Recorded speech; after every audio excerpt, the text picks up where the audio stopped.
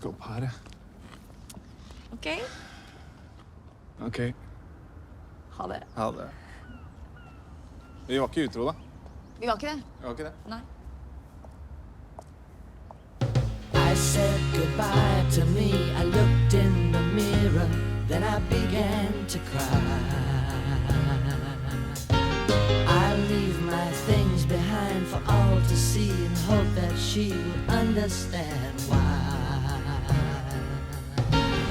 Ending the game is like changing the name of your favorite song. Og da, hvis du glad i meg, hvis du elsker meg, så da fikser vi alt det andre. Ja, jeg elsker deg. Men jeg elsker deg ikke.